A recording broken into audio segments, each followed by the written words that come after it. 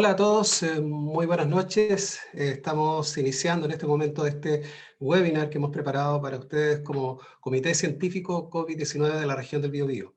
El Comité Científico está compuesto por distintos profesionales, especialmente del área de la salud, médicos, enfermeros, también matemáticos, abogados, comunicadores, que el único objetivo que tienen es poder aportar de forma altruista y desinteresada a buscar algunas fórmulas para poder enfrentar esta pandemia que ha afectado tanto a Chile como al mundo. Lo que nos reúne hoy es un tema muy interesante, es el tema protocolo PronoVigil para pacientes con COVID-19.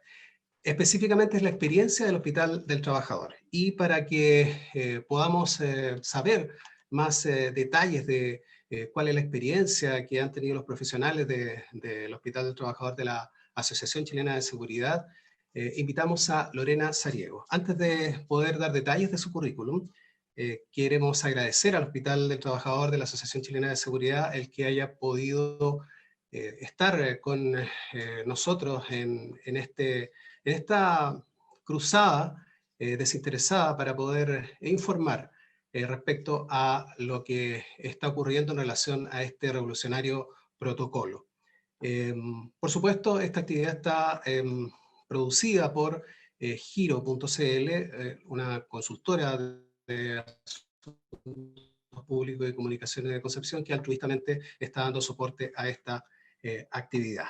Vamos a detallar resumidamente cómo Lorena Sariego tiene un pregrado en Medicina de la Pontificia Universidad Católica de Chile, también una especialidad en anestesiología, también de la Pontificia Universidad Católica, y un fellowship en anestesia regional y trauma en la Universidad McGill, en Canadá. Además, ella tiene una larga trayectoria en el Hospital del Trabajador, 15 años de experiencia en el staff del Servicio de Anestesiología, del Hospital del Trabajador. Ahora, antes de dar paso a su presentación y saludarla, queremos decirle que esta presentación está siendo transmitida vía Zoom y por Facebook Live del sitio de Facebook, el fanpage de la consultora Giro. Si ustedes la buscan, pueden acceder también a esta transmisión sin necesidad de inscribirse. Ha sido mucho el interés por esta actividad, así que quienes no puedan acceder a través de la inscripción pueden verlo sin mayor problema a través de Facebook Live. Ahora, después de esta presentación, habrá preguntas y respuestas. La idea es que ustedes, tanto en el chat de Zoom como también en el chat de Facebook Live, puedan escribirlas y así podemos contestar sus preguntas, no tan solo con Lorena, sino también con invitados especiales que después de su presentación vamos a poder conocerlos. Pero sin mayor preámbulo, saludemos a Lorena y le deseamos la mejor suerte en esta presentación. Lorena, bienvenida. Hola, ¿cómo están? ¿Me escuchan bien? Muy bien por acá. ¿Y tú? Bueno, tú estás en Santiago, ¿cierto? Sí, estoy en Santiago. Perfecto. Bueno, nosotros acá desde Concepción para todo Chile. Adelante. Súper. Bueno, primero que todo quiero agradecer al Comité Científico de la región del Biobío por esta invitación.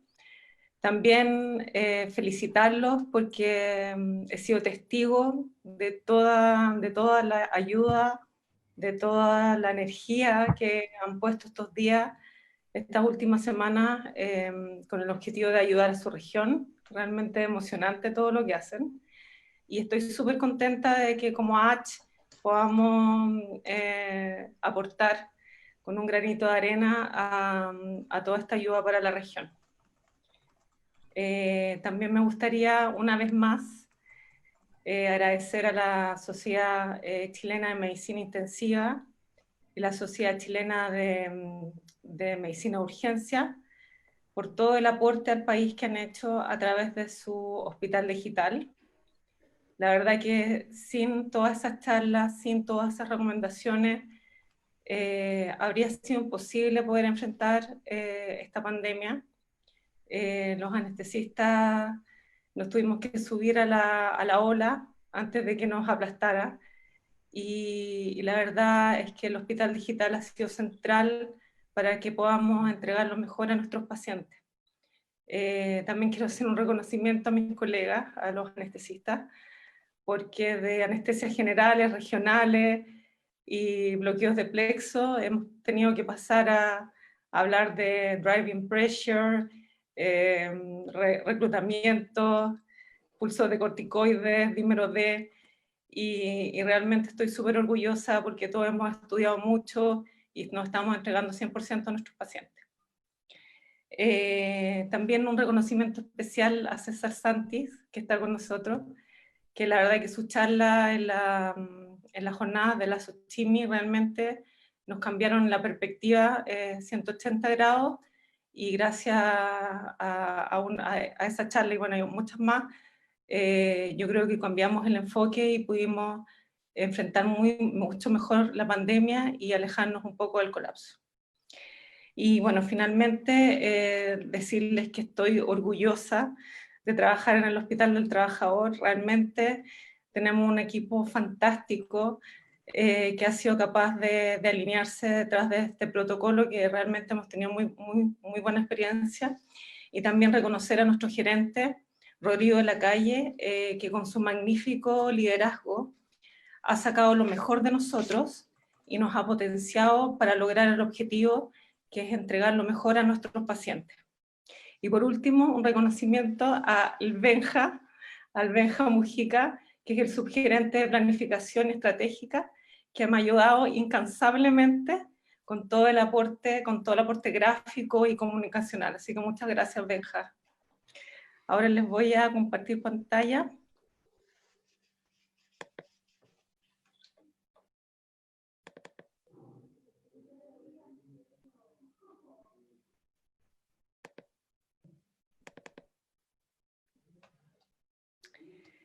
Bueno.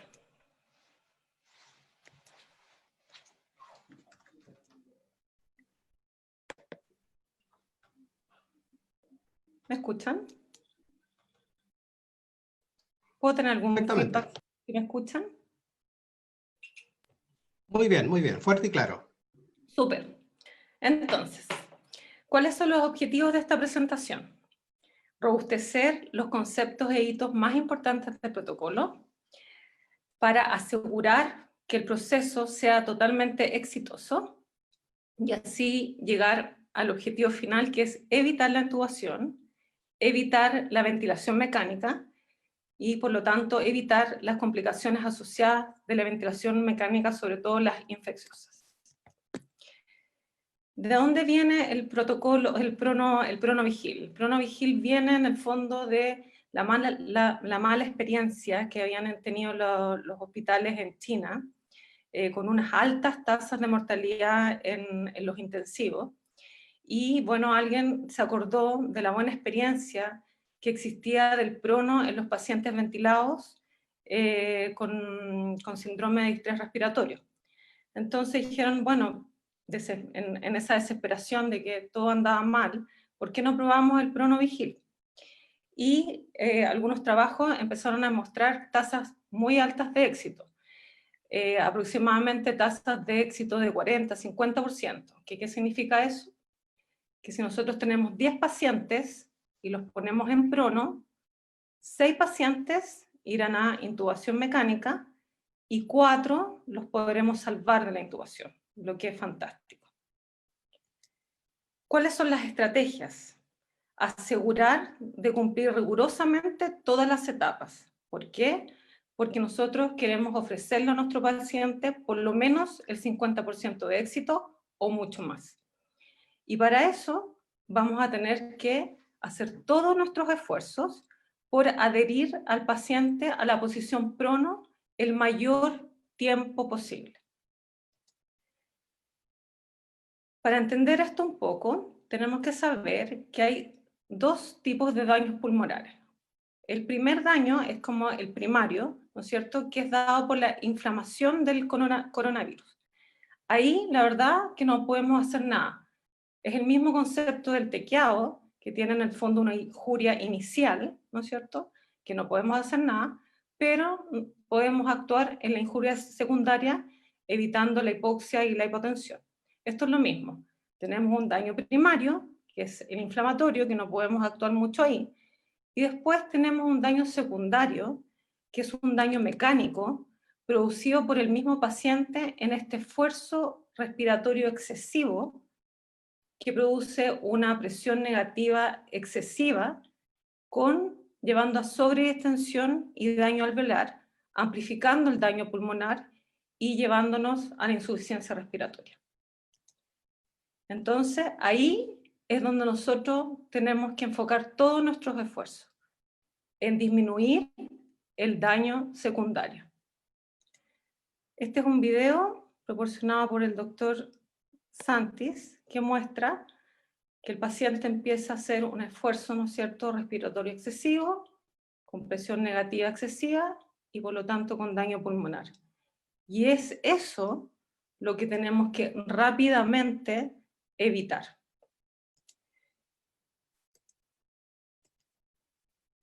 Por lo tanto, nosotros quisimos incorporar el sentido de urgencia a esta enfermedad. Nosotros como Hospital del Trabajador, estamos acostumbrados a recibir a nuestros pacientes politrauma. Y el politrauma, como ustedes saben, tiene la hora de oro. Entonces queremos imaginar que el paciente COVID es como un politraumatizado que está sangrando y que hay que correr para cortar la hemorragia. En el COVID tenemos que pensar lo mismo. Tenemos que tener un sentido de urgencia. Es un paciente que cada vez que hace un esfuerzo respiratorio excesivo está dañando sus alvéolos, está reventando sus alvéolos y tenemos que hacer algo rápido. Es un paciente que llega a la urgencia, que pisa la admisión y tiene que ser inmediatamente pronado. ¿Por qué el pronovigil? ¿Cuál es la fisiología que está detrás? Esta imagen es maravillosa, es la que le mostramos a todos los pacientes COVID que lo tenemos en prono. Acá los pulmones están representados en triángulos, ¿ya? Acá está el derecho, acá está el izquierdo. En este caso, este paciente está en supino, o sea, está de espalda. Acá ustedes, como pueden ver, está la columna. Y en esta posición, solo el 25% de la masa pulmonar está expuesta a un mejor intercambio gaseoso, ya está expuesta a una mejor oxigenación. En cambio, cuando damos vuelta al paciente y lo ponemos en prono, ustedes pueden ver acá que la columna está mirando al cielo, las bases de los triángulos, que son más grandes, están expuestas a un mejor intercambio gaseoso, en este caso es el 75%, ¿ya? Otro efecto es la posición que toma el corazón en las distintas posiciones. Acá está el paciente en prono, como ustedes pueden ver, o sea, en supino, como ustedes pueden ver, acá está la columna. Y el corazón en esta posición, de alguna forma, aprieta los campos pulmonares, disminuyendo la posibilidad de un mejor intercambio.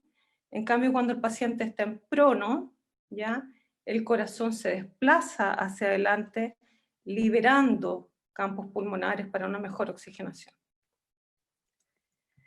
Esta imagen me encanta, esta figura, también me la proporcionó el doctor Santis, y pueden ver que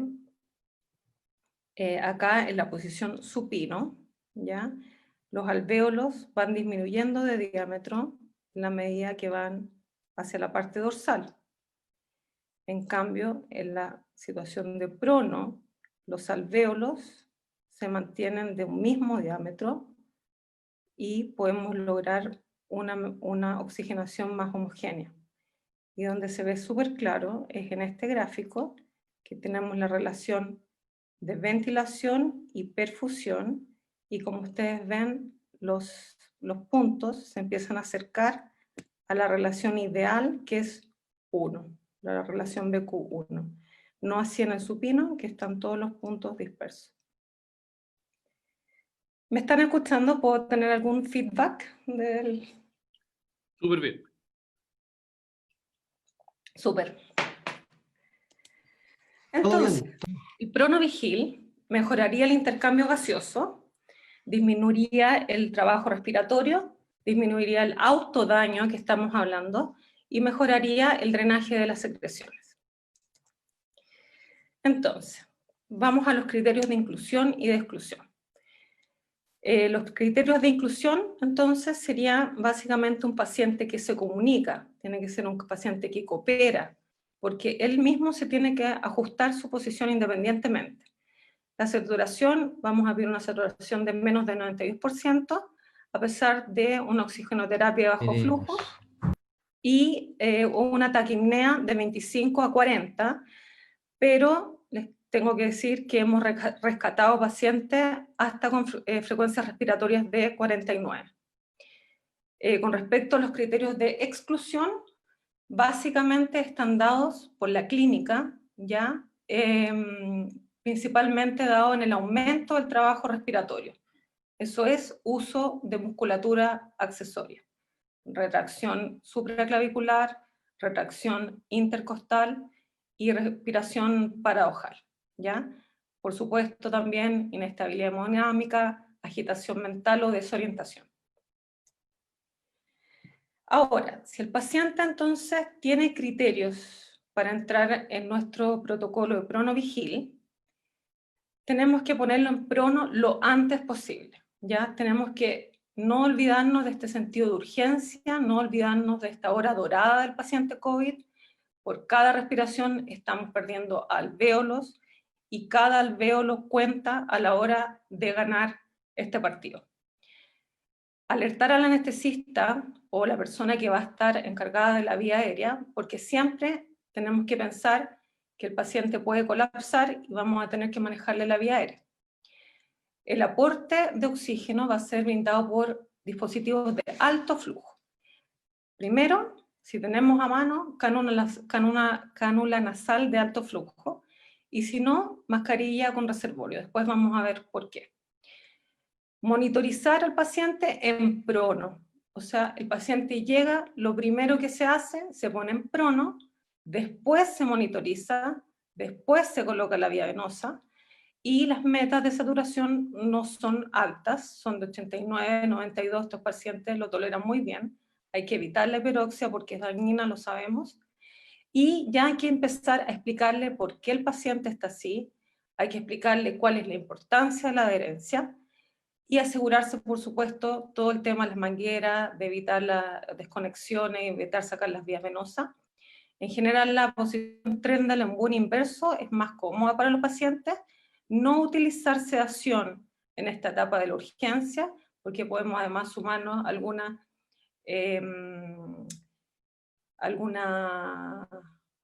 hipoventilación. Y manejar activamente la fiebre, ¿ya? Porque la fiebre aumenta el trabajo respiratorio. Y si el paciente está diabético, es diabético, por supuesto, manejar la diabetes descompensada, porque eso va a producir acidosis metabólica y también puede aumentar el trabajo respiratorio. La naricera de alto flujo. Un par de palabras de la naricera de alto flujo, ¿ya? Ustedes conocen la naricera normal y esta nos entrega 5 a 10 litros por minuto. Pero un paciente que viene disneico con un trabajo respiratorio aumentado tiene requerimientos de 20, 25 litros por minuto. Por lo tanto, una naricera normal no va a satisfacer sus necesidades ventilatorias y por eso los pulmones en esta figura se ven colapsados. Las nariceras de alto flujo lo que hacen es entregarnos 30 litros por minuto, ¿ya? Por lo tanto, estamos satisfaciendo los 20-25 litros por minuto que necesita el paciente y por lo tanto los pulmones están totalmente inflados. ¿Cuáles son los efectos positivos de la NAF que superan a la Venturi o superan a la mascarilla de reservorio? Y por eso tenemos que ocupar siempre la NAF porque es la ganadora. Es que además genera un leve PIB en la vía aérea alta y además disminuye el espacio muerto. Puros beneficios. También en este gráfico que compara la dispersión de los aerosoles podemos ver que la NAF, que es la HFNO, tiene un mejor perfil, una mejor seguridad para todo el tema de contaminación del personal y también la mascarilla de recirculación. Ahora, siempre tenemos que usar una mascarilla quirúrgica sobre la NAF o sobre cualquier dispositivo de oxigenoterapia, porque siempre de esa forma vamos a disminuir la dispersión de aerosoles. Entonces, llegamos a la prueba de Prono. La prueba de Prono es una prueba que dura 1 hora, ¿ya? Y vamos a evaluar al paciente cada 15 minutos. Vamos a titular los aportes de oxígeno a la baja para saturaciones sobre 88, y esta situación de la prueba de Prono, ojo, puede ocurrir en la urgencia, ¿no es cierto?, o puede ocurrir en la sala. ¿Por qué en la sala?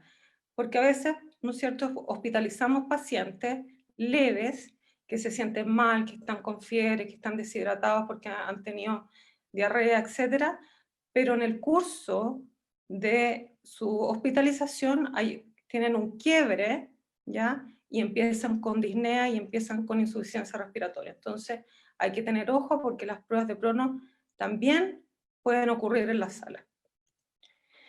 ¿Qué variables clínicas vamos a evaluar?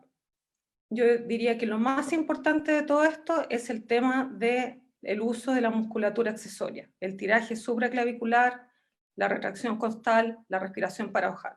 Por supuesto, si tiene hiperadrenergia, sudoración, taquicardia, hipertensión. Pero básicamente, volver a la clínica y mirar bien al paciente y ver si está con un trabajo respiratorio aumentado.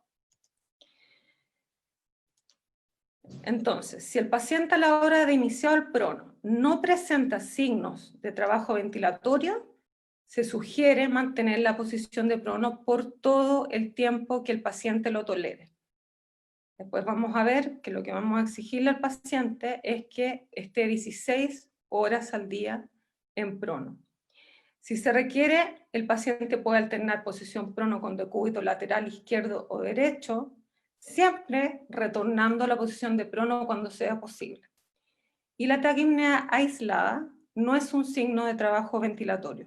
Por lo tanto, hay que considerar que es bien tolerada y no asustarse. De nuevo, los criterios de fracaso entonces van a ser básicamente signos de aumento del trabajo ventilatorio, ¿ya? Y si el paciente durante la posición de Prono, durante la prueba de Prono, presenta signos de trabajo ventilatorio aumentado, hay que solicitar evaluación inmediata para definir la necesidad de soporte ventilatorio invasivo. Un concepto importante es que la prueba de Prono puede fracasar a los 5 minutos de iniciado la prueba Prono, o a los 4 días, a los 5 días, a los 7 días. Por lo tanto, siempre hay que estar atento a la posibilidad de que pueda fallar y que tengamos que manejar la vía aérea. Se sugiere no pasar por ventilación mecánica no invasiva. ¿Por qué? Porque aumentaría el daño secundario, porque con la ventilación no invasiva no sabemos qué volúmenes corrientes está recibiendo el paciente, por lo tanto no sabemos si el paciente finalmente le estamos provocando un barotrauma. Este es otro video que me lo prestó el doctor Santis, y ahí podemos ver, ¿no es cierto?, la retracción supraclavicular, que es lo que tenemos que fijarnos y ya decidir que el paciente necesitamos manejarle la vía aérea inmediatamente. Bueno, todo eso pasa en la urgencia, ¿ya? Ahora viene la segunda parte, que es súper importante y es más larga, es el manejo de la sala y el intermedio. Dado que la posición Prono es la que optimizará la oxigenación del paciente, es imperioso continuar con esta terapia por todo el periodo de la hospitalización. Hay que considerar a la posición Prono como un medicamento en infusión continua que debe durar 16 horas al día.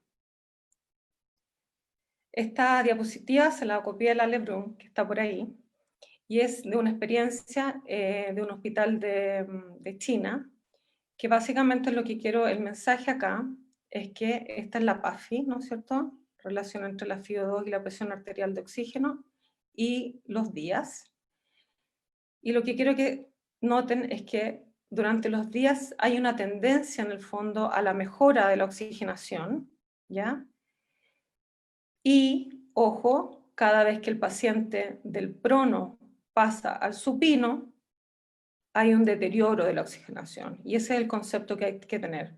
Por lo tanto, las 16 horas tienen que ser en continuo, varios días. Ahí, ahí les voy a contar cuánto fue lo que definimos en el hospital.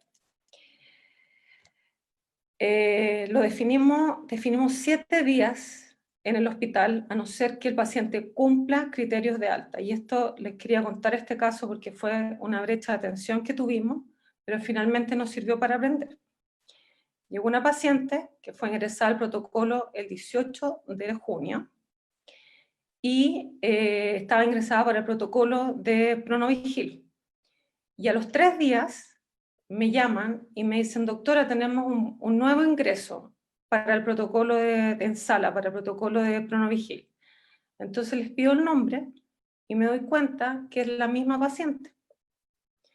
Entonces pregunto, pero esta paciente ya estaba ingresada al protocolo, ¿qué pasó? Entonces me dicen, no doctora, si la paciente ingresó, pero estuvo sus 16 horas y después la supinamos.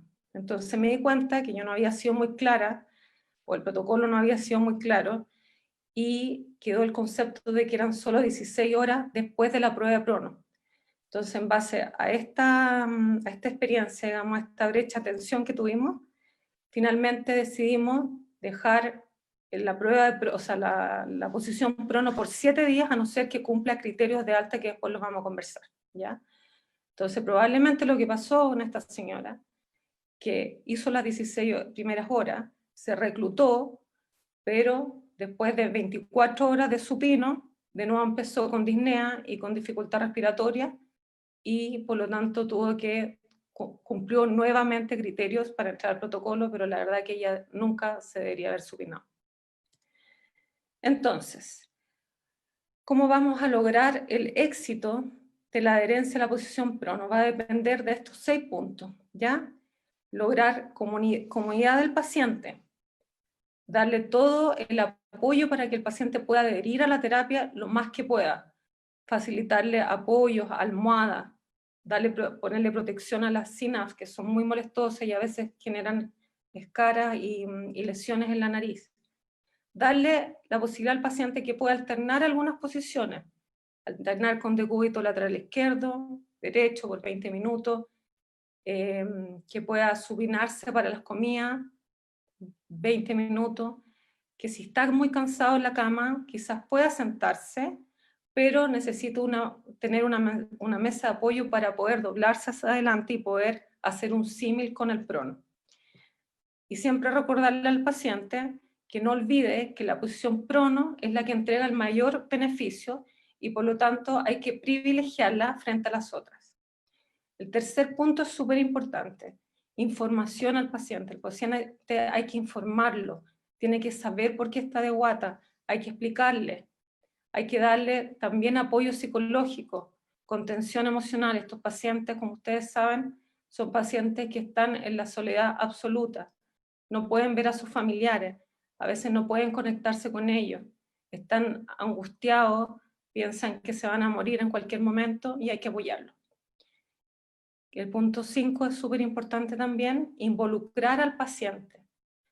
Esto es una tarea 50% y 50%, 50% el paciente y 50% nosotros.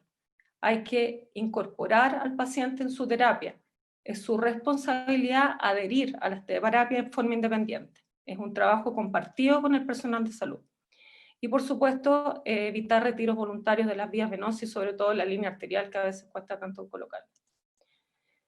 ¿Cuándo vamos a levantar el prono? Vamos a levantar el prono en el Hospital del Trabajador, lo definimos cuando el paciente disminuye su requerimiento de oxígeno a 3 litros con cánula nasal normal, logrando saturaciones más del 94%. No vamos a suspender el prono porque el paciente se siente bien. Tampoco lo vamos a suspender porque ya lleva muchos días. Lo vamos a suspender cuando logre saturaciones de más del 94% con bajos requerimientos de oxígeno. Bueno, y aquí, ¿no es cierto?, hay que ponerse creativo, hay que tratar de ayudar al paciente como sea para que logre una posición cómoda. En general el paciente busca su posición, pero también le podemos dar la alternativa, por ejemplo, del nadador. El tren del Embur siempre es más tolerado, mejor tolerado. Y lo que les contaba, esta es una experiencia en un hospital en Nueva York, que a los pacientes obesos y a los que ya están muy aburridos después de 3-4 días en prono, los sientan en un berger, pero les ponen una mesa para que puedan doblarse y hacer un símil con el prono. Este colchón fue regalado por la Xochimú, ¿ya? Así que muchas gracias, Xochimú, nos ha servido mucho. Ellos lo diseñaron, fue una fundación que los aportó y estamos muy agradecidos porque recibimos 2 colchones que realmente han hecho un cambio en los pacientes, nos ha ayudado mucho en lograr una mejor adherencia. De hecho, ahí está Cristian, que es el vicepresidente de la Xochimú, entregándonos los 2 colchones. Y ese mismo día, apenas lo recibimos, me llamó el anestesista de turno, que teníamos un paciente que estaba con mala tolerancia al prono, paciente de 73 años, sin antecedentes mórbidos, con 4 días de dificultad respiratoria, COVID positivo, que se intentó pronar 2 veces, pero sin éxito por dolor de caderas. Y después de que el anestesista le instaló el colchón, como ustedes pueden ver ahí, dedo arriba, nos dijo, ahora puedo respirar más largo. Así que la verdad que el tema de la comodidad es muy importante y los colchones han sido esenciales para poder evitar intubaciones en varios pacientes. Y nuestro equipo de terapia ocupacional no se quedó atrás, así que tomó el colchón y lo empezó rápidamente a replicar. Y hoy día nos entregaron el primer colchón homemade de la H, así que felicitaciones equipo de terapia ocupacional liderado por la Marisa Meneses, así que un aplauso para ellos, muchas gracias. De la última línea pasaron a la primera línea, ellos estaban con teletrabajo y quedaron tan emocionados con la ayuda que podían hacer, así que se vinieron todos en masa al hospital a sacar los colchones rápidamente. Bueno, les quería contar esta experiencia del Prono Team, es una experiencia de algunos hospitales en Estados Unidos y en Inglaterra, conformados básicamente el Prono Team por médicos de la segunda línea, que no se quisieron restar, digamos, a la lucha contra la pandemia y empezaron a formar Prono Team con el objetivo de apoyar con la información a los pacientes y con la contención emocional. Y nosotros tomamos este concepto y creamos nuestro propio Prono Team, ¿ya? Este es nuestro WhatsApp de bienvenida. Se ha formado con médicos del hospital de forma voluntaria, porque por supuesto hay un riesgo aumentado de contagio, así que finalmente lo abrimos a voluntarios y este es nuestro equipo de Prono Team H, estoy súper orgullosa de ello. Está formado por traumatólogos, traumatólogas, cirujanos plásticos, y la verdad que lo hemos disfrutado. El corazón se nos infla todos los días cuando sabemos que hicimos algo por evitar alguna intubación. Así que gracias, chiquillos. Estoy súper contenta y estoy súper feliz de todo lo que hemos logrado. Bueno, y con respecto a la información y apoyo, contención de los pacientes, tenemos este registro, en fondo, que pusimos todos los objetivos del protocolo en cuanto a la comunidad, a la posición alternativa, a la información, al apoyo psicológico e involucrar al paciente. Entonces, lo vemos cada día, el Prono Team, y, por ejemplo, vamos pesquisando si el paciente necesita alguna almohada especial, si se necesita alguna órtesis, se lo pedimos a terapia ocupacional, le reforzamos el tema a las 16 horas, le damos más información, le explicamos lo del triangulito del pulmón, hacemos un termómetro de angustia, le preguntamos al paciente de 1 a 7 qué tan angustiado se siente, y de ahí tratamos de identificar si el paciente a lo mejor necesita algún ansiolítico leve o derechamente necesita una interconsulta a psiquiatría. Entonces, siempre, como les digo, hay que estar preparado al fallo del prono. Hay que estar preparado en el minuto 2 de la prueba de prono en la urgencia o al cuarto, quinto, décimo día, ¿ya? Y siempre no intentar prueba de ventilación mecánica no invasiva. Ahora, les quería comentar esto de los pequeños detalles que hemos ido aprendiendo en estas ya casi 3 semanas del protocolo. Siempre hay que tratar de que el paciente esté en prono, ¿ya? Y nosotros hablamos con el jefe de radiología de la posibilidad de llevar al TAC en prono a los pacientes, y nos dijo que no había ningún problema, que técnicamente se podía, así que yo les sugiero que puedan hacer eso también en sus servicios, porque finalmente entre el traslado al TAC, entre que esperan en el TAC, después que sacan al paciente, pueden pasar 2-3 horas y el paciente se nos puede desreclutar. Pizarras de registro en los pasillos es súper importante como para tener súper claro quiénes son los pacientes que están en el protocolo prono y tener un orden y que no se nos olvide ningún paciente. Información. Llegamos, cuando visitamos al paciente, ¿estamos bien? Siento como una bocina. No hay ningún problema, así que continúa, está muy interesante. Ya. Súper. Entonces, cuando tenemos un ingreso ya en sala del protocolo, entonces nosotros imprimimos esto, que la verdad todos los pacientes lo entienden, y se los dejamos en la cabecera, cosa que ellos se puedan reforzar la idea de que tienen que estar en prono, ¿ya? Al principio de estas 2 semanas le habíamos pasado el registro de las 16 horas diarias a enfermería, pero nos dimos cuenta que las pobres estaban súper colapsadas, y bajo el concepto de integrar al paciente a su terapia, darle la responsabilidad también de que él tiene que cumplir su terapia, le pusimos la responsabilidad al paciente de llevar su registro de las 16 horas. Entonces le pegamos el papel en la muralla de la información y de su propia autovigilancia de las 16 horas, y tienen que ir completando ahí lunes, martes, miércoles, cuántas horas lleva.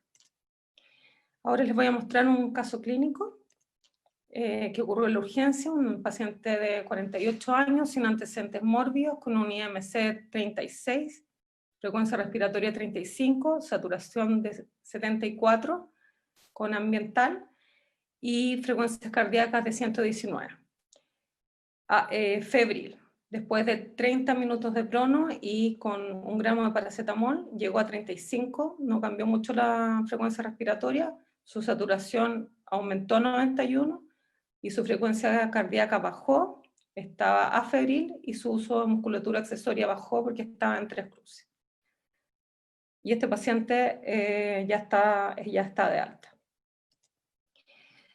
Esta es otra paciente que le pedí la autorización para la foto, quiso estar hoy día en la presentación, y la verdad es nuestra esperanza y alegría. Una paciente de un IMC de 38, casi 39, que llegó en insuficiencia respiratoria. Le hicimos la prueba de prono, fue positiva, y hablamos con ella y le dijimos: querida, a todos los pacientes le pedimos 16 horas en prono, pero nosotros necesitamos un esfuerzo más de ustedes, así es que queremos que haga todas las horas que pueda. Y finalmente hizo casi 24 horas por 7 días, y probablemente mañana se va de alta. Así que estamos súper contentos. Bueno, y ahora, ¿cómo podemos seguir avanzando? ¿Qué podemos hacer por nuestros pacientes que fallan? Porque sabemos que independiente de lo que hagamos, hay un porcentaje de pacientes que siempre nos va a fallar la prueba de prono. Entonces, ¿cómo podemos seguir avanzando? Identificando los factores predictores de falla de prono para no retrasar la intubación en estos pacientes, no aumentar el daño secundario por el prono prolongado, y así evitar llegar a una ventilación mecánica prolongada con pulmones aún más dañados, lo que podría desencadenar un desenlace ominoso de la ventilación mecánica. Nuestros próximos desafíos: difundir el protocolo Vigila en Atención Primaria, evaluar el uso de cánula nasal de alto flujo en agencias y capacitar el personal de ambulancias en el traslado en posición pronovigil. Ya este fin de semana estuvimos trabajando con el Benja todo el fin de semana y sacamos este infograma que inicialmente fue a pedido de la región del Biobío, pero lo más probable es que finalmente sea algo institucional y lo vamos a repartir por las redes sociales a nivel de todo el país.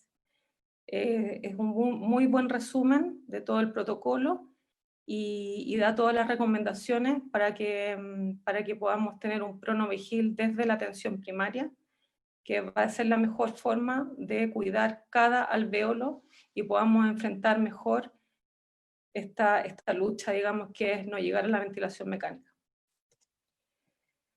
Bueno, por lo tanto, acá este speech, más de alguno me lo ha escuchado, pero lo voy a decir de nuevo, nuevamente, para reforzar los conceptos. Necesitamos jugar todo el partido, ¿ya? Este partido tiene, igual que el partido de fútbol, tiene dos tiempos, ¿no es cierto? El primer tiempo es en la urgencia, y el primer gol se mete a los 10 minutos del partido, con la pronación inmediata, con la prueba de prono y con la oxigenoterapia.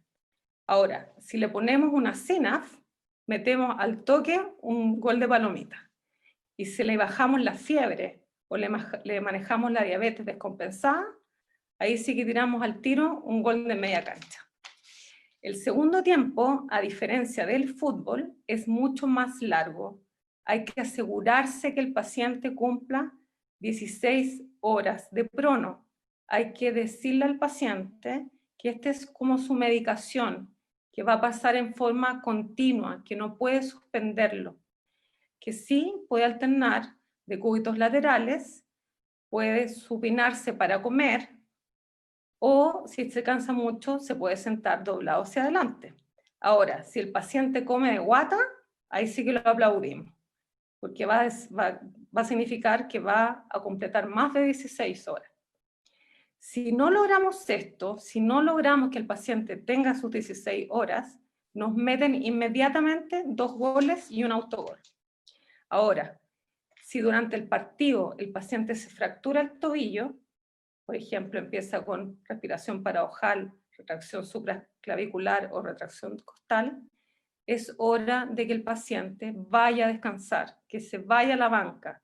Tenemos que intubarlo y no pasar por ventilación no invasiva, que lo único que va a hacer es que nos va a aumentar el daño pulmonar y lo dejaremos peor preparado para enfrentar una ventilación mecánica.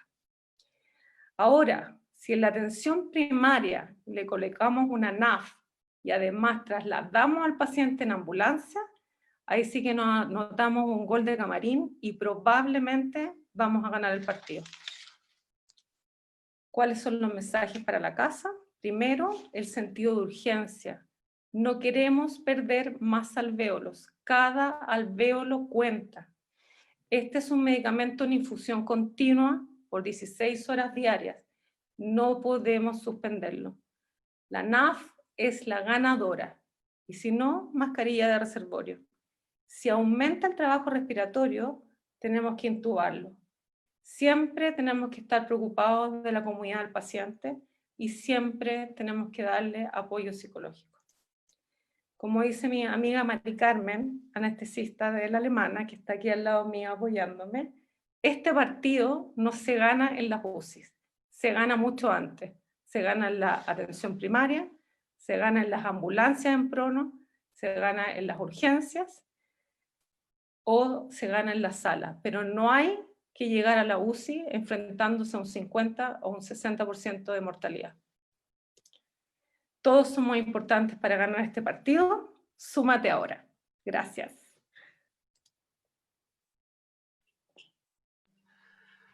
Perfecto, Lorena, muy clara, muy detallada tu presentación. Si estuviéramos en un auditorio lleno, seguramente tendríamos muchos aplausos porque fue realmente contundente la presentación, así que te felicito en nombre de todos los que te están escuchando.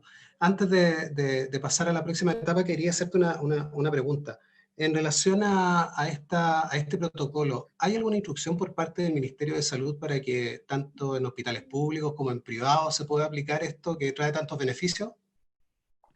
No, la verdad que no.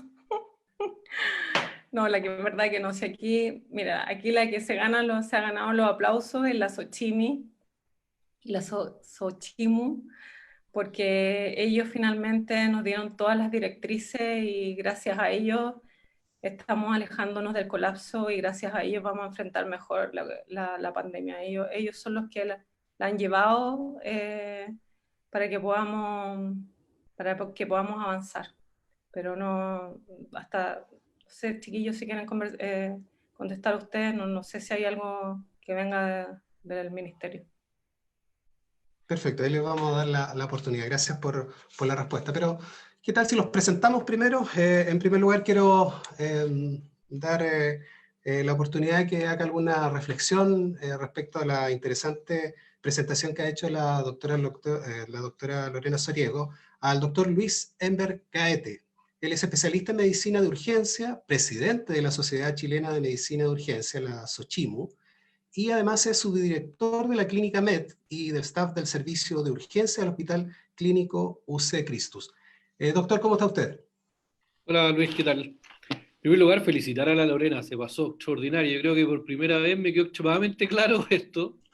Porque yo he leído una cantidad de papers para poder a la gente explicarle, pero definitivamente gracias por la clase, de verdad sirvió mucho. Y la Lorena ha sido nuestra verdadera líder situacional en esto, porque nosotros lo que le pusimos fue ganas de hacer un colchón, pero la Lorena le puso el resto de las cosas. O sea, aquí hay un gran trabajo, de verdad la felicito.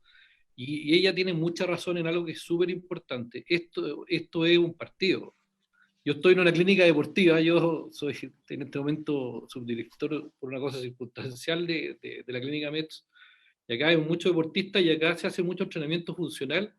Y el otro día le explicábamos a la gente acá y comparábamos que un paciente que llega con una neumonía por COVID, llega grave, es como estar en entrenamiento funcional. Entonces el paciente necesita que alguien, tener un coach que le explique, tener un coach que lo motive y te necesita hacer las cosas de forma cómoda. Los pacientes llegan respirando, llegan con mucha dificultad, llegan con sed de aire en la urgencia. Eh, yo paciente que llega así como con algún signo y que se ve que le va a servir, cumple con los criterios, yo lo prono al tiro en la urgencia. ¿Cuál es el tema? Que si uno, no sé cuántos de ustedes han estado acostados en un colchón de urgencia, pero es terrible.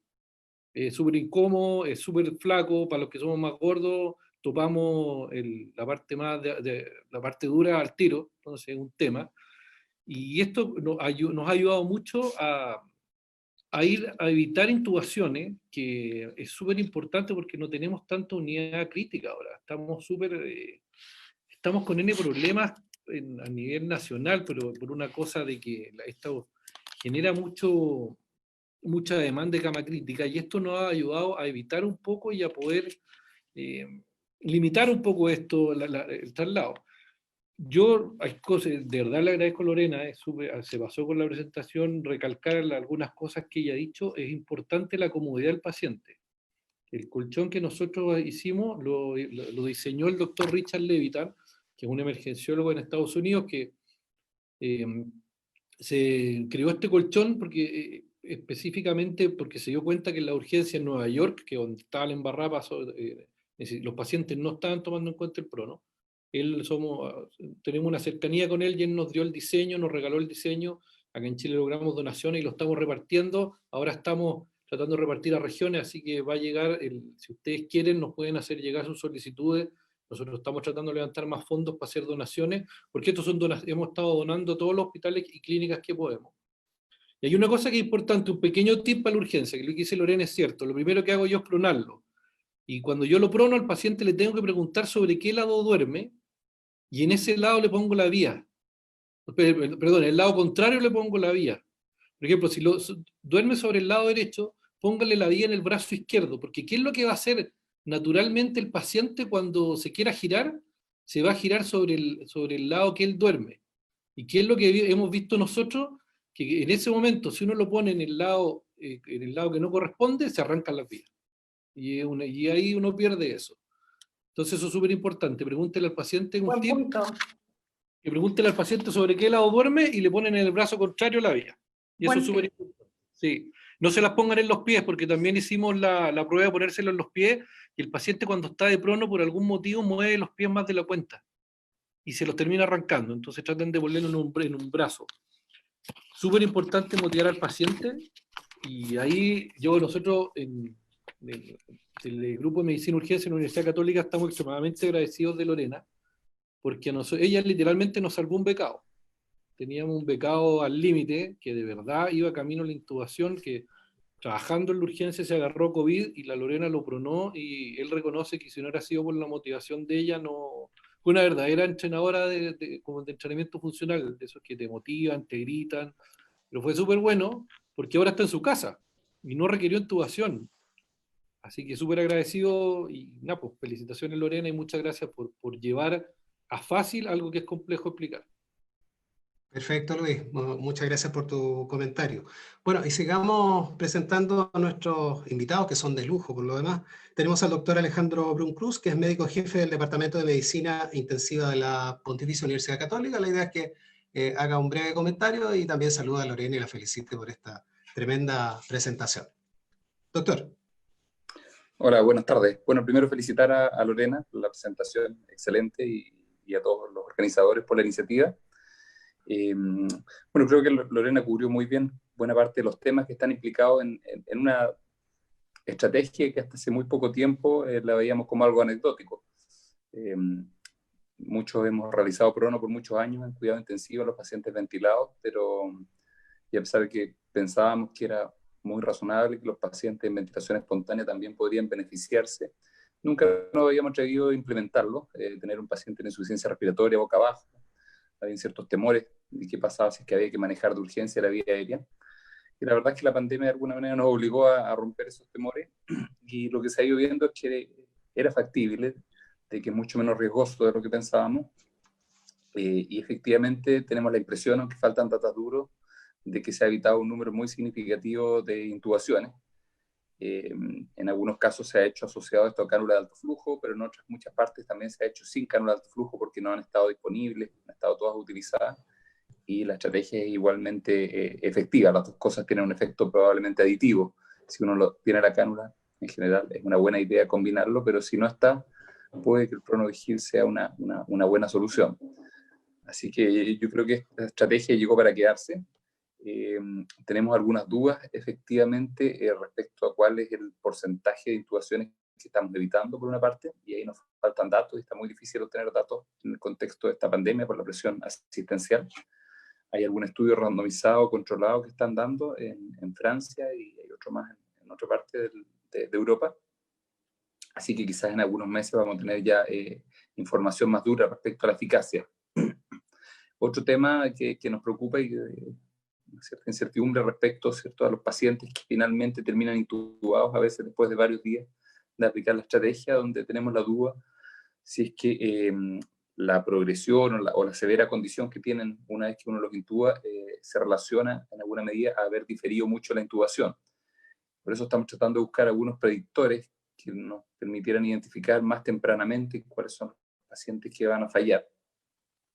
Pero obviamente es un dilema complejo, porque es una enfermedad dinámica y la enfermedad puede estar progresando, y eso es imposible de anticipar el primer día. Yo diría que hay dos momentos importantes de falla. Hay un grupo de pacientes que van a fallar primariamente, es decir, en las primeras 2 horas, que la primera hora, las primeras 2 horas, como decía, me parece un periodo crítico de observación, y ahí tenemos un porcentaje de pacientes que, a pesar de que la terapia les puede ayudar, igual van a seguir progresando con una falla ventilatoria y con fatiga y mala mecánica.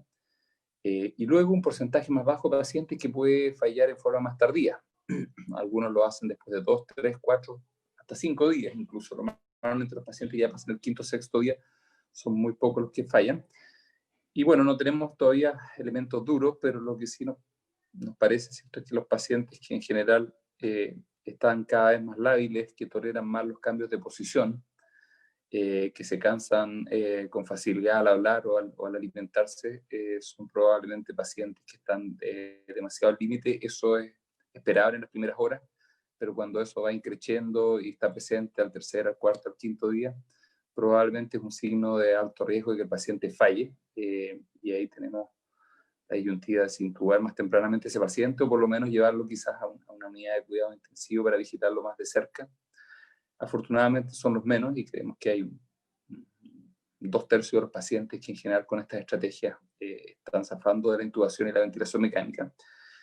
Y pienso que la perspectiva más global es que incluso aunque probablemente algunos de los pacientes que terminan intubándose se vean en algo perjudicados por el hecho de haber retrasado la intubación, el efecto final, ¿cierto?, en términos de vidas salvadas por los pacientes que no llegan a requerir ventilación mecánica, me parece una impresión subjetiva que es muy, muy favorable. Así que por ahora creo que es una herramienta que nos está ayudando a evitar el colapso, que tiene sentido fisiológico, que clínicamente la experiencia de todos es que es sorprendentemente positiva. Así que llamar a todos, ¿cierto?, a tratar de implementar estos protocolos. Probablemente a la medida que uno va ganando algo de experiencia, va pudiendo estirar un poquito más el elástico. Al principio estamos más temerosos y probablemente vamos a intubar a algunos pacientes que se vean más en una zona límite. Eso es lo que quería complementar en esta primera pasada. Muchas gracias, doctor, por sus comentarios. Bueno, pasamos a presentar a nuestro último invitado. Él es el doctor César Santis. Él es jefe técnico del Servicio de Medicina Intensiva del Hospital Barros Luco Trudeau y integrante de Red Salud UC. ¿Cómo está, doctor? Gusto de saludarlo. Hola, ¿qué tal? Gracias por la invitación. Agradezco y felicito a la doctora Sariego por su presentación brillante. Queda poco en verdad que decir después de su presentación y después de las palabras del doctor Enver y del doctor Brun. Me uno a lo dicho en respecto a ver el PronoVigil eventualmente como una herramienta no solo para zafar de la hipoxemia con la cual pueden llegar los pacientes, sino como una herramienta para intentar prevenir la progresión del daño que eventualmente puede tener un paciente que se mantiene ventilando mal, respirando mal, que puede hacerse a sí mismo. Cuando un paciente está con un esfuerzo inspiratorio demasiado grande, como el video que mostró la doctora, si imaginamos el pulmón como un elástico pequeñito, más pequeñito aún de lo normal por el daño que tiene, cada esfuerzo inspiratorio va a ser un estiramiento más grande a ese pulmón que le puede ir haciendo daño. Así que si logramos, al ponerle un decúbito prono, disminuir esos esfuerzos, disminuir esta progresión de daño autoinfligido, eventualmente eso lo va a ayudar un montón, no solo en mejorar la hipoxemia, porque eso ocurre en la gran mayoría de los casos, sino que en disminuir la progresión del daño. Eso es un concepto fundamental ejemplificado en el partido que relató la doctora Sariego. Yo diría que en la poquita experiencia personal que he tenido, podría dividir esto en 2 periodos. Al principio, a mediados de marzo, a mediados de abril, diría yo, los primeros PronoVigil lo hicimos en la UCI por miedo a perder la monitorización de los pacientes, a tratar de actuar rápido con el primer sentido de no retrasar la intubación. Los primeros PronoVigil lo hicimos en la UCI y nos empezó a ir bastante bien. Pacientes que con criterios gasométricos eventualmente alguien los podría haber intubado, zafaron del tubo, y eso fue muy bueno, pero progresivamente a medida que la presión asistencial nos fue pillando, esto se fue trasladando a los contextos como el del doctor Ember, el servicio de urgencia, y actualmente, por lo menos en mi hospital, en el Barros Luco, y acá también en Marcoleta, esto se ha trasladado a los pisos de intermedio, a los intermedios y a las salas de medicina básica. Así que hoy por hoy probablemente son los urgenciólogos y los internistas, los hospitalistas, los que más están haciendo PronoVigil. Y tiene un efecto fisiológico muy significativo, la homogenización del pulmón, el reclutamiento al liberar el mediastino, todos los efectos que mencionó la doctora Sariego, la relación ventilación-perfusión se optimiza, etc. Probablemente ahora tenemos que empezar a buscar lo mismo que mencionó el doctor Brun, el péndulo de al principio no hacer ningún PronoVigil, actualmente a estar haciendo todo pronovigilia, y tenemos que quizás encontrar el punto exacto en el cual no retrasemos la intubación. Finalmente, todos tenemos la sensación de momento, faltan los datos, pero la sensación al menos que el suma y resta es bastante benéfico hacia el pronovigil. La experiencia que hemos conversado con algunos colegas ronda más o menos en el 25% de fracaso, que si uno lo ve desde otro punto de vista es un 85, 75, entre 75 y 85% de éxito, así que también es una herramienta muy útil sobre todo hoy que las camas de intensivo son cada vez menores, así que nada, nuevamente felicitar a la doctora Sariago por su presentación brillante y agradecer a ustedes por la invitación de estar acá. Muchas gracias, doctor, por su resumen y sus aportes a esta tremenda presentación de la doctora Sariego. Bien, ahora, a ver, se llenó el Zoom, las 500 inscripciones se fueron de un momento a otro, y en Facebook Live tenemos a 100 personas mirando, así que ha sido mucho el interés por este webinar, y también se nota en las preguntas, hay muchas preguntas. Les cuento que nos está ayudando la doctora Francisca Larach en la selección de las preguntas, hay algunas parecidas, así que la está compilando, y desde ahora la idea es poder hacerle las preguntas. La respuesta, la idea es que también sean bastante breves, para que ojalá podamos contar todas las dudas del público. Vamos a comenzar con una que está dirigida a Lorena, de Camila Bastías. ¿Por qué no usar sedación? Súper, bueno, esto yo lo aprendí del doctor Bugeo, que él me lo comentó, que la verdad, él piensa que si uno necesita ponerle sedación al paciente para que pueda aguantar el prono, probablemente ese paciente nos va a hacer una falla posteriormente. Entonces, podríamos estar ocultando la falla de prono con una sedación. Y si matizamos un poco esto, quizás la urgencia no sería bueno por el tema de generarle además una hipoventilación al paciente. Yo podría pensar quizás que hay un espacio en sala, en intermedio, cuando ya el paciente está un poquito más estable y está con angustia, y a lo mejor lo podemos ayudar un poquito con un ansiolítico suave. Perfecto, gracias Lorena. Otra pregunta para ti, de Bárbara Cid. ¿Se puede hacer fisioterapia respiratoria en pacientes en prono?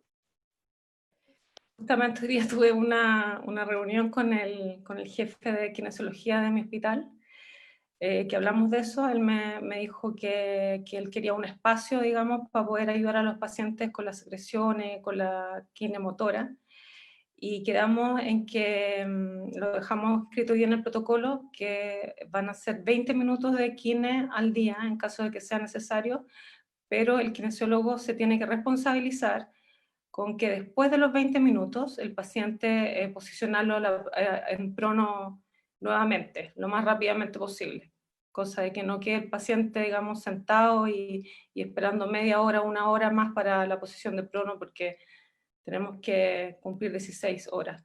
Hay varias preguntas acerca de las 16 horas, ¿por qué este número tan arbitrario? La verdad que, claro, es arbitrario porque es el único trabajo que ha demostrado el éxito, uno de los trabajos que ha demostrado la tasa de éxito que les presenté. Por lo tanto, como no tenemos otro trabajo con 8 horas o no tenemos otro trabajo con 20 horas, tenemos que seguir el trabajo que existe. Esa es la razón de las arbitrarias o mágicas 16 horas. Perfecto, gracias. Sebastián Gajardo, desde la atención primaria, pregunta: ¿cuánto tiempo podríamos tener al paciente monitorizado en la atención primaria antes de decidir su traslado a hospital? Y también complementa esa misma pregunta: ¿y el traslado debería ser en prono? También para ti, Lorena. Sí, la pregunta era: ¿cuánto tiempo podríamos tener al paciente monitorizado en la atención primaria antes de decidir su traslado al hospital? ¿Y el traslado debería ser en prono? ¿Contesto yo? Sí, es que las personas dirigen las preguntas. A ver, yo El resto me cae muy bien, yo pero... puedo hablar de mis sueños, yo puedo hablar de Ya, mis sueños, que es lo que a mí me encantaría que pasara. A mí me encantaría que en la atención primaria podamos recibir al paciente con el sentido de urgencia, que llegue el paciente, que lo pronemos inmediatamente, que le hagamos la prueba de prono, que le pongamos una NAF, con esos sueños, y que a la hora, en el fondo, que monitoricemos al paciente, decíamos que este paciente tuvo una prueba de prono exitosa y lo trasladamos a un servicio de urgencia cercano en la posición de prono. Con eso yo sueño todos los días. Gracias, doctora. Para el doctor Alejandro Brull, ¿sí quieres aportar algo? Sí. Complementar que efectivamente ya hay algunos servicios de salud donde se ha implementado en la atención primaria, y hay un protocolo que está haciendo el Ministerio de Salud, en la División de Atención Primaria del Ministerio, que incluye el PronoVigil utilizado en la primera atención, en los servicios de atención primaria. Y lo que están haciendo ahí es una especie de triage de primer nivel. Y lo que están viendo es que los pacientes leves efectivamente andan bastante bien entre la oxigenoterapia convencional y el PronoVigil, que muchos de ellos se está resolviendo, algunos están quedando en esto que se ha construido en la atención primaria, unidades de observación prolongada, que son en realidad hospitalizaciones de 2-3 días. Hay un grupo de pacientes que logra estabilizarse y los está mandando para la casa con oxígeno y se evita derivarlos a la urgencia hospitalaria, pero obviamente los casos más moderados y severos, además de implementar el PronoVigil, luego los pacientes son derivados a la urgencia hospitalaria, y esas derivaciones también se están implementando la posibilidad de hacer el transporte en ambulancia en PronoVigil, de manera que los tiempos de espera fuera de las urgencias, el paciente por lo menos esté en una posición que le sea más favorable. Una cosa, muchas gracias. en relación a eso mismo, es súper importante en la atención primaria, y uno tiene que ser súper responsable. En la atención primaria y en la urgencia no siempre contamos con los monitores suficientes. Entonces, si vamos a hacer PronoVigil, tiene que ser una monitorización activa de la clínica del paciente, que tiene que incluir ver cómo respira, ver si está cómodo, ver cómo está su nivel de conciencia, y necesitan alguien, si se hace, necesitan alguien que activamente lo esté revisando. Porque el paciente puede que solo manifieste un estado de hiperadrenergia, solo puede que manifieste un cambio en su respiración, o se compromete conciencia. Y si uno lo deja estar mucho rato, en esa situación uno va a provocar a la larga más daño. Entonces es súper importante que si esto se va a hacer, tiene que ser con una forma que sea estandarizada. Y ahí no hay ningún problema en que se lleve a cabo. Muchas gracias, Luis. Y a propósito que estamos conversando, yo creo que hay que hacer un convenio con Colchones Rosen, porque todos están preguntando cómo se pueden sacar los modelos, de qué forma poder tener acceso, así que te dejo la pregunta. Hay muchas preguntas referidas a eso. O sea, si ustedes pueden hacernos un listado, nosotros estamos tratando de conseguir por todos lados donaciones, estamos pidiendo más donaciones que un techo para Chile, así falta salir a la calle, de verdad, pero estamos tratando por todos lados. Es súper importante para nosotros que todo el paciente lo reciba, pero hay alternativas, y una alternativa, por ejemplo, fue una donación que hicieron, no sé si fue Rosen, la verdad, pero una donación que se hizo al Hospital Félix Bulnes, que donaron almohadas. Si se pueden conseguir almohadas en las regiones que les done Rosen, está más cerca ahí la fábrica de Temuco, así que podrían pedir. Pero ¿cuál es el tema de las almohadas? Que las almohadas después hay que regalárselas al paciente, son de un solo uso, porque las almohadas no vienen con el recubrimiento que permite que se limpie. Nosotros, la persona que quiera, nosotros le podemos compartir el diseño, no hay ningún problema, y encontramos una cosa súper importante en el diseño que surgió después de los primeros prototipos, es que la gente nos pedía un espacio para pasar las manos por abajo, y es porque cuando uno está en prono uno quiere estar con el celular así, y esa es la razón.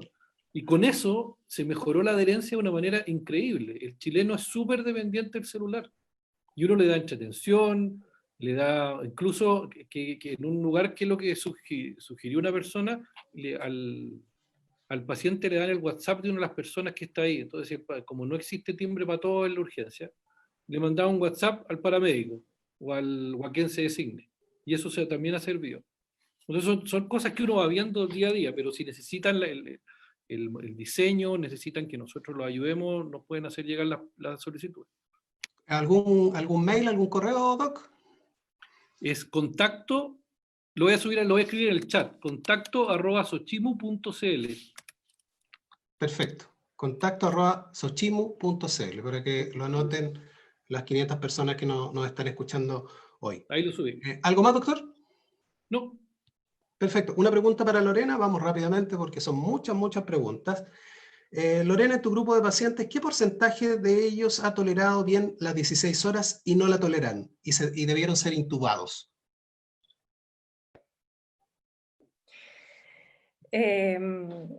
Hoy día estuvimos sacando data y la verdad que tenemos un 80% de éxito hasta el momento en estas 2 semanas y media. O sea, de 10 pacientes estamos intubando solo a 2. Así que estamos muy contentos. Y ahora con respecto a la adherencia al prono, la verdad es que el prono team la lleva. O sea, si ustedes pueden formar un prono team, es totalmente necesario. Nosotros llegamos en la mañana y le preguntamos a la enfermera, a ver, ¿cuáles son los pacientes que necesitan más apoyo? Nos dicen este y este, ok. Y le damos así, nos falta entrar con plumero a la sala para animarlo, y si no hay que animarlo, los retamos, y si no, los amenazamos y los apoyamos, y al final nos terminamos riendo. Y la verdad que es súper necesario. Les preguntamos, ¿qué necesita? Está aburrido, ya, démosle vuelta a la cama, pongámosle la tele para el otro lado, traigámosle un libro. Hace 2 días llegó el papá de una enfermera, y no quería nada, o sea, estaba enojado y peleó con la hija, y la pobre estaba súper angustiada, y me decía, doctora, mi papá es súper porfiado, no se quiere poner, ya déjamelo a mí. Así que entramos con el Prono Team, conversamos con él, primero lo retamos, después nos reímos, y al final le dije, ya, ¿qué necesita? No, es que quiero un libro, quiero un libro que me estoy leyendo. Así que le dije a la enfermera, ya te vaya ahora a buscarle el libro, y con el libro ya lleva como 2 días en prono, 16 horas, entonces yo creo que es un tema, lo que les decía, de tratar de fidelizar al paciente como sea las 16 horas. Y hemos visto en ese caso que les conté que claramente los pacientes se desreclutan. Así que hay que ser súper obsesivo y súper riguroso con eso, y el pronoteam es la única forma de hacerlo, porque las enfermeras o los médicos tratantes no tienen tiempo. Están totalmente colapsados, no tienen tiempo para tener 15, 20 minutos para hablar con el paciente. Perfecto, gracias, doctora. Para el doctor Santis, a ver, se me perdió la pregunta aquí. Jimena Campos e Ignacio Sarmiento. Por favor, reforzar los criterios de falla de prueba de prono que no permitan llegar a las 16 horas. La falla de prono va muy directa relación con los criterios de intubación. Son cosas que van prácticamente de la mano. Como decía la doctora Sariego, no es recomendable pasar por un punto intermedio como el no invasivo. También leí que preguntaban eso, y muy brevemente es porque el ventilador no invasivo puede provocar demasiadas presiones dentro del alvéolo, y eso, sumado a la presión inspiratoria negativa, va a generar más daño todavía. La oxigenación sube siempre, y eso puede falsear más la sensación de que el paciente está en mejor condición, cuando en verdad no lo está. Así que, ¿cuándo vamos a definir qué paciente falla? Cuando hay signos de aumento del trabajo respiratorio, que son eminentemente clínicos. No hay ningún examen de laboratorio gasométrico en este caso, sino que ir a hablar el esfuerzo inspiratorio, sobre todo el uso de musculatura supraclavicular, cuando el esternocleido mastoideo se contrae en forma fásica y provoca un hundimiento del cuellito, de los músculos intercostales. Respiración paradojal, cuando el tórax en inspiración se hunde y el abdomen protruye, o viceversa. Eso también indica que el paciente tiene un trabajo respiratorio aumentado, por un lado.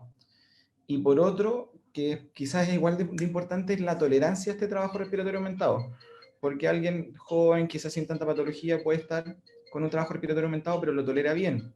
En cambio, quizás quien lo tolera mal se va a expresar como taquicardia persistente, hipertensión, sudoración, falta o intolerancia a los pequeños cambios de posición. Quizás eso también es un signo que puede ser relevante en relación al fracaso. Todo eminentemente clínico. Si uno ve que un paciente en prenovigil está con uso de musculatura supraclavicular, retracciones, uso de musculatura intercostal, eso significa que el paciente fracasó, y ahí lo predominante va a ser intubarlo después de aquí. Gracias, doctor. María José Retamal le pregunta al doctor Enberg, ¿han tenido casos de arritmias o paro al pronar? ¿Piensan que se requiere carro de paro cerca?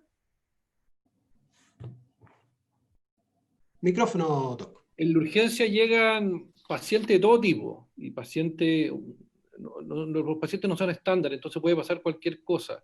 El prono tiene que ser hecho en un lugar donde se pueda hacer una vigilancia activa. Si no es por monitor, una vigilancia clínica activa. La realidad de las urgencias actuales, como están atendiendo, es que la gran mayoría de las partes, el prono se está haciendo en salas en que no tienen monitorización todas las personas y se tiene que elegir a qué persona se monitoriza.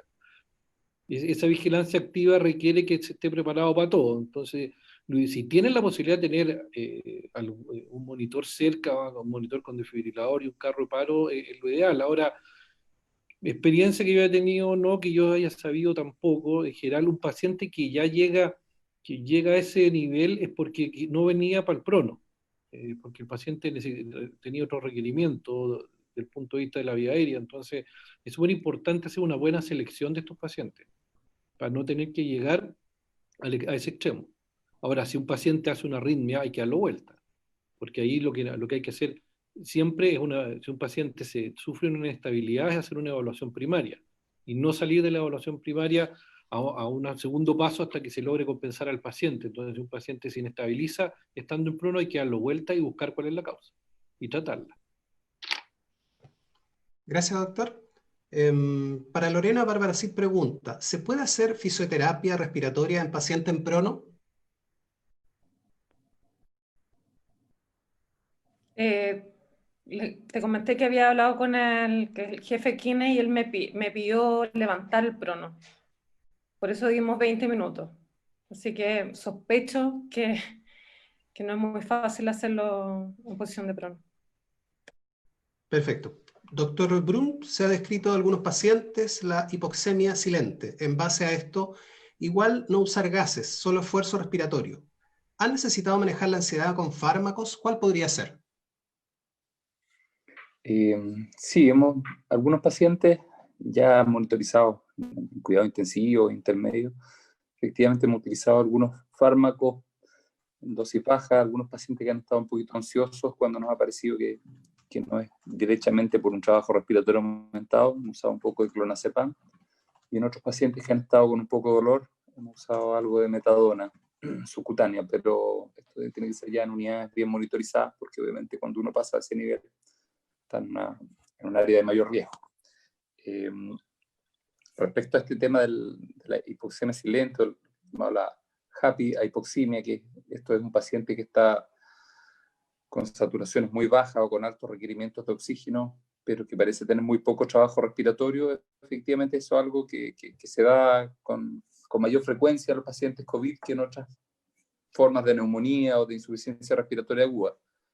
Esos son los pacientes que andan mejor justamente con prono, digamos, que el prono, su mayor efecto es sobre el intercambio gaseoso, básicamente por la mejoría de la relación ventilación-perfusión. Por lo tanto, el trastorno que tienen esos pacientes, que es un problema de intercambio gaseoso, se ve muy favorecido en el prono, y esos pacientes tienen bajo riesgo de fracasar, a menos que siga progresando mucho la neumonía, pero desde el punto de vista de la respuesta clínica, muy probablemente uno en ese momento por lo menos lo van a tolerar muy bien, es muy probable porque además tampoco tiene sensación de disnea, y eso obviamente mejora la compliance del paciente con la posición.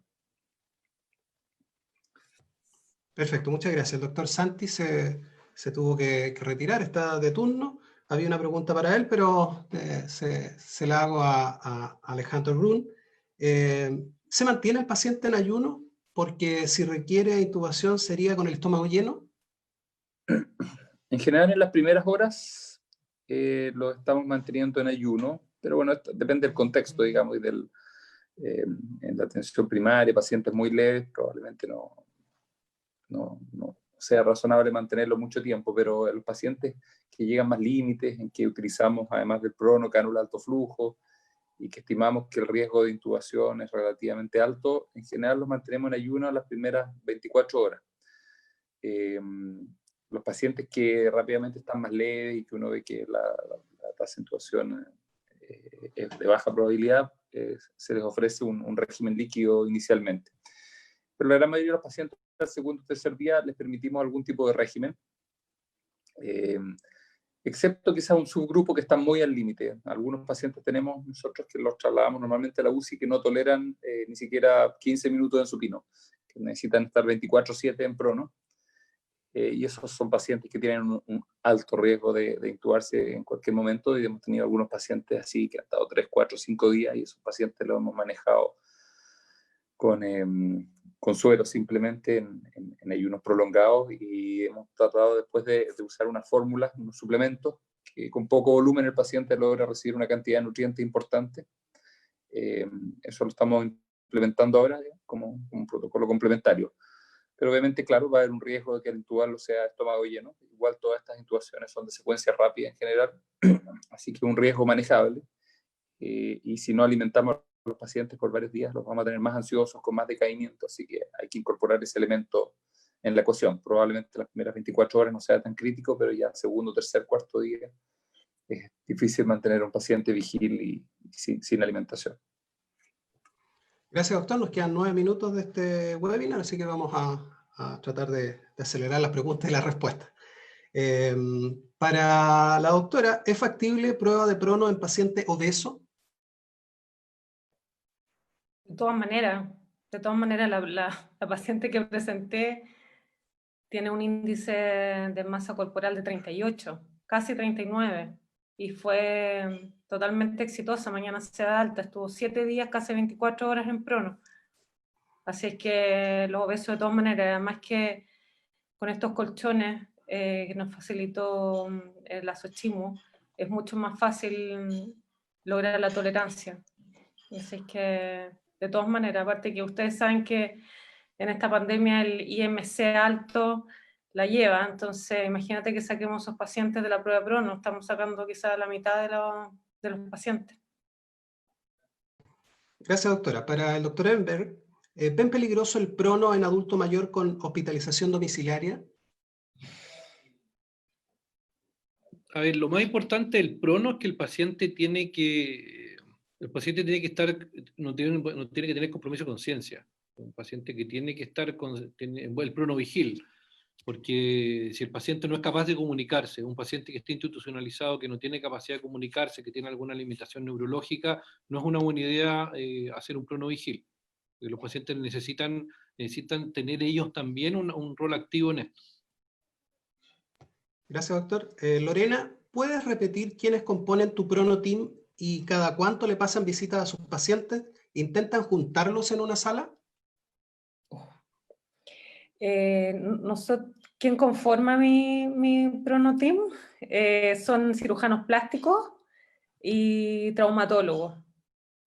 Tratamos de pasar todos los días visita a todos los pacientes, principalmente los ingresos, porque los ingresos en el fondo que hay que apoyarlo inicialmente y darle la información inicial, pegarle la hojita de los pulmones, de prono y supino, pegarle la hojita del registro, incorporarlos a la terapia, decirle que esto es 50-50, motivarlos. Entonces, cuando no tenemos mucha gente, porque a veces estoy sola en el fondo, no puedo yo pasar visita a todos los pacientes y trato en el fondo de identificar los más débiles y ahí enfoco toda mi energía. Pero es súper importante porque primero no puede depender del tratante ni de las enfermeras porque están colapsadas entre los EPP, el equipo está súper agotado. Entonces es súper necesario hacer un pronoteam. Yo creo que es esencial porque la segunda parte del partido, yo ya ni me preocupo por la urgencia. Nosotros llevamos desde la reunión de la Xochimmu, que el otro día implementamos el protocolo de pronovigilia en el hospital, desde ese momento, que yo creo que ya van 20 días, nosotros no tenemos intubaciones. Yo los primeros días, cuando me whatsappeaban, doctora, hay una prueba de prono, bajaba, pero corriendo a la urgencia para ver la prueba de prono. Ahora me avisan, yo ni lo miro, no me preocupo, porque sé que ahí ya eso anda bien. Ahora, ¿dónde está la plata? Está en la sala y en el intermedio. Ahí está la plata, ahí hay que meterle la energía ahora. La prueba de prono en la urgencia, ya eso es cuento superado. Yo sé que 100%, a no ser que el paciente ya venga súper tardío, no va a funcionar. Pero si es un paciente que consulta adecuadamente, esa prueba de prono yo la doy firmada con sobre 80% de éxito. Pero el tema es el segundo tiempo. En el segundo tiempo, ahí es donde viene la falla. En el segundo tiempo hay que estar encima. Y eso sin pronotim no se puede. Sinceramente no se puede. O sea, nosotros, por ejemplo, ayer pasamos con la Vero Peña, te tengo que nombrar Vero Peña, porque la Vero Peña superó, la aprendiz superó a la maestra. Me hizo supinar una paciente, estaba una paciente con ventilación no invasiva, por algún motivo, saturando mal, y la dimos vuelta, y de la pura dada vuelta subió 10 puntos la saturación, ¿ya? Entonces hay que como darle un tratamiento como boutique a cada paciente, y eso no se puede hacer con una persona. Perfecto, gracias, doctora. Bueno, nos quedan muy pocos minutos.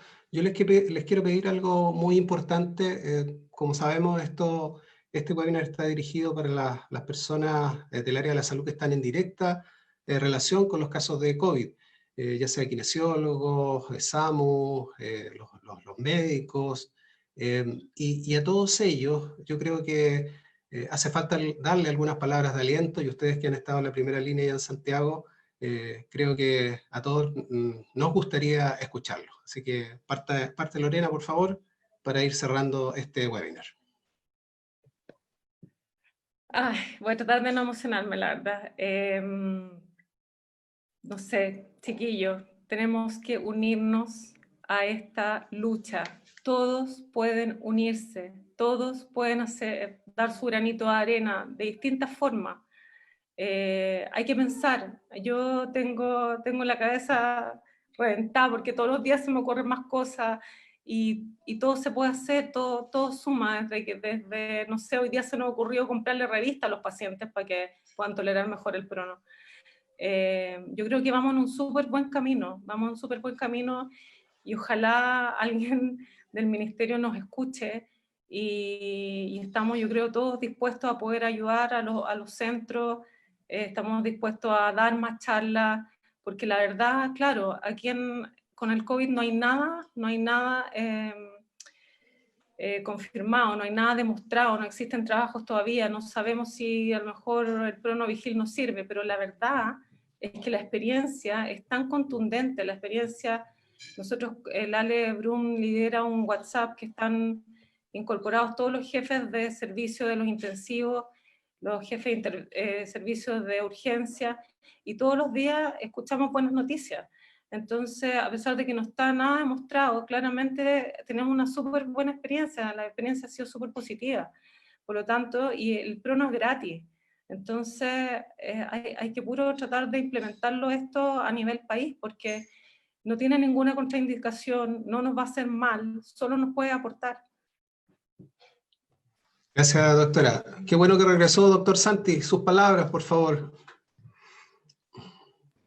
Bueno, de nuevo gracias por la invitación y felicitaciones a la doctora por su presentación, y ojalá que esto nos pueda ayudar al manejo de los pacientes más graves antes de llegar a la UCI. Tenemos pocos cupos, así que sobre todo estar atentos al trabajo respiratorio aumentado, al uso de musculatura accesoria supraclavicular, subcostal. Cuesta un poquito con los pacientes de guatita, pero hay que estar muy atentos, hay que examinarlo y darle también esta chance antes de intubar a los pacientes. Creo que es una herramienta muy útil, sobre todo en este periodo de la pandemia al cual nos enfrentamos. Muchas gracias nuevamente por la invitación a todos. Gracias a ti, Doc. Doctor Brum, sus palabras, inspírenos, por favor, en esta batalla. Bueno, no la llamemos batalla, en este proceso que estamos viviendo como país.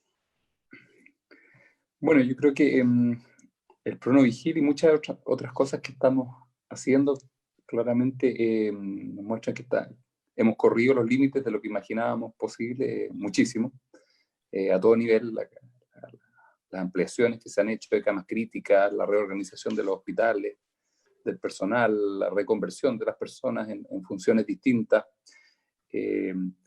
claramente todos hemos aprendido, digamos, de que podemos correr los límites es muy probable que después retrospectivamente cuando superemos la pandemia muchas de estas cosas nos parezcan quizás extremas, pero creo que la situación actual es de tal complejidad que estamos obligados a pensar fuera de la caja, digamos, y a considerar estas opciones que en otro momento nos hubieran parecido quizás demasiado arriesgadas y con muy poca información tenemos que hacerlo. Yo creo que la única manera responsable de enfrentar la pandemia es mantener un equilibrio, pero tenemos que de alguna manera salir de la zona de confort y, como decía Lorena, no vamos a tener evidencia durante esta pandemia probablemente, al menos en estas semanas que vienen. Y yo creo que el PronoVigil y muchas de las otras cosas que estamos implementando, al involucrar ahora la atención primaria, tratar de reorganizar los sistemas de derivación para no colapsar las urgencias, son herramientas que yo creo que nos van a ayudar ahora a salir de la crisis de mejor manera. Y yo creo que algunas de estas van a quedar después. Como lecciones aprendidas vamos a tener un grupo de herramientas con que no contábamos, y creo que el PronoVigil va a ser una de ellas, que va a cambiar el enfrentamiento a la insuficiencia respiratoria en el futuro. Chile es uno de los países que utiliza más prono en los pacientes en ventilación mecánica, y por eso creo que no es raro que en nuestro país haya subido muy rápido esta tendencia al PronoVigil, que muchos otros países no la han adoptado, pero tampoco habían adoptado el prono en ventilación mecánica, por temores a veces un poco viscerales casi de que los pacientes, de perder el control de los pacientes al no verlo. Así que creo que en ese sentido la experiencia que habíamos acumulado en prono en ventilación mecánica de alguna manera nos ha ayudado a poder implementar esto de manera más rápida.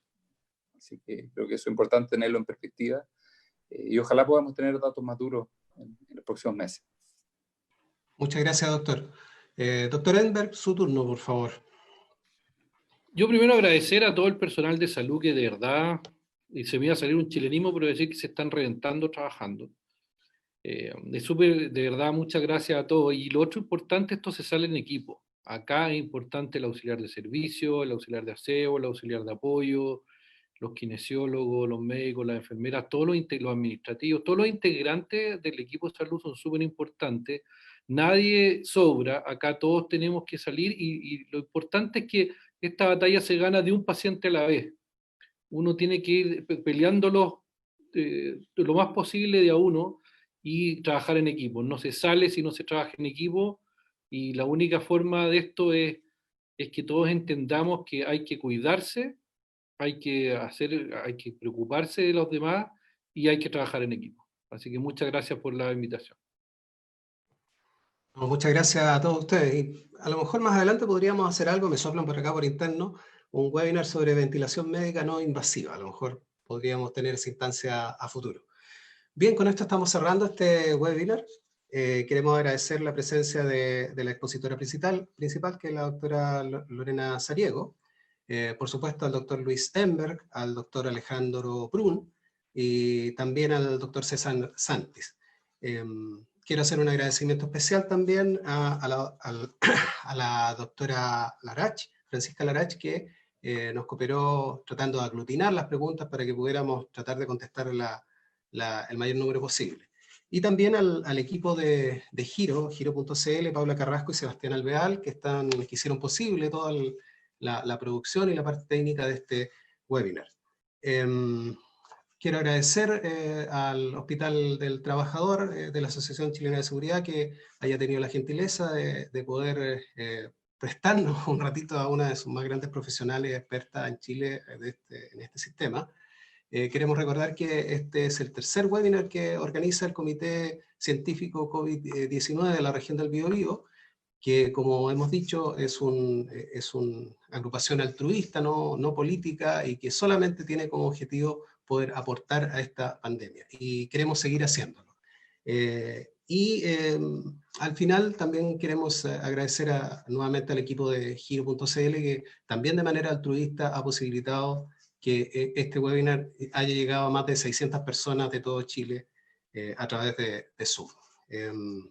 Ya en una reflexión final, muchas gracias por el esfuerzo a todos los médicos, a todos los enfermeros, a los TENS, a los kinesiólogos que en Chile están en este momento dando lo mejor de sí para poder superar entre todos esta gran pandemia que afecta al mundo y por supuesto a nuestro país. Muchas gracias y nos vemos en una próxima oportunidad.